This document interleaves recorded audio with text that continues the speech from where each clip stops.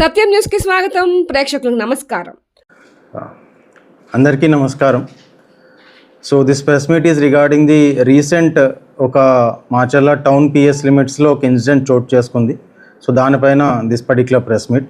So మనకి 2 April 2026 రోజున ఒక ఇన్సిడెంట్ జరుగుతుంది. సో ఆ ఇన్సిడెంట్ పైన ఒక విక్టిమ్ మనకి ఇచ్చిన స్టేట్మెంట్ మేరకు ఒక కేసు మనం రిజిస్టర్ చేస్తాం. సో ఆమె ఇచ్చిన స్టేట్మెంట్ మేరకు ఆ రోజు మధ్యాహ్నం 3:30-4:30 మధ్యలో ఒక గుర్తు తెలియని వ్యక్తి ఇంటిలోకి చొరపడి వాటర్ అడుగుతారు. సో వాటర్ అడగా ఆమె వాటర్ తీసుకురావడం కోసం లోపలికి వెళ్ళినప్పుడు he enters in to the house. ఆమెని కత్తితో బెదిరించి ఆమె పైన రేప్ కమిట్ చేస్తారు. అలాగే అమానుషంగా కూడా ప్రవర్తించి ఆమెని అక్కడే కట్టిపడేసి నిస్సహాయ స్థితిలో విడిచిపెట్టి వెళ్ళిపోతారని చెప్పి మనకి కంప్లైంట్ వచ్చింది. సో దానిపైన ఇమీడియట్గా మనం కేసు మాచర్ల టౌన్ పిఎస్లో రిజిస్టర్ చేసాం. వెంటనే కేసు ఒక పరిస్థితి బట్టి ఇమీడియట్గా ఒక స్పెషల్ ఇన్వెస్టిగేషన్ టీమ్ని ఏర్పాటు చేయడం జరిగింది. మన additional SP admin J V Santosh గారు నేతృత్వంలో ఆ ఎంటైర్ టీం ఫంక్షన్ చేశారు. దాదాపుగా 3 to 4 inspectors, 10 to 12 sub inspectors and several police personnel were deployed to crack this particular case.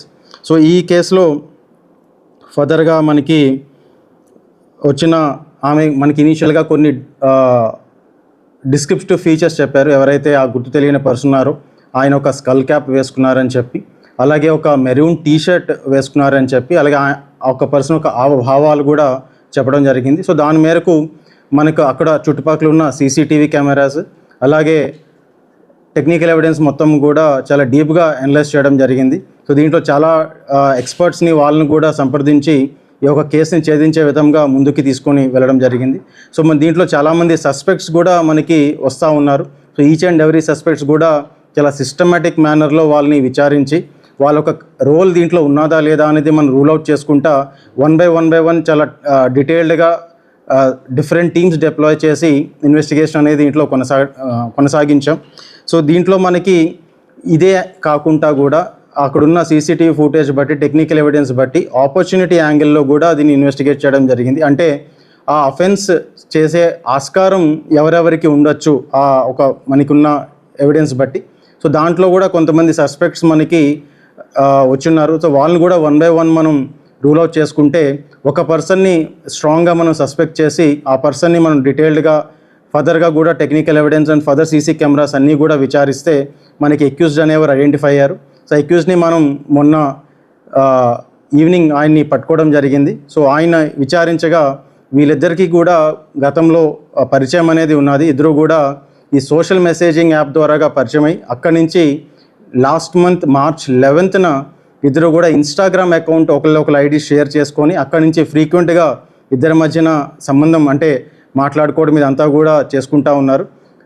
Victim యొక్క ప్రోద్బలంతో ఆమె యొక్క గైడెన్స్తో ఆ పర్టికులర్ అక్యూజ్డ్ ఆమె ఇంటి వరకు వచ్చిన తర్వాత ఈ పర్టికులర్ ఇన్సిడెంట్ అనేది చోటు చేసుకోవడం జరిగింది. ఆమె కొంచెం భయాందోళన వల్ల మనకి ఇనీషియల్గా కంప్లీట్ డీటెయిల్స్ అనేది ఆమె షేర్ చేయలేదు.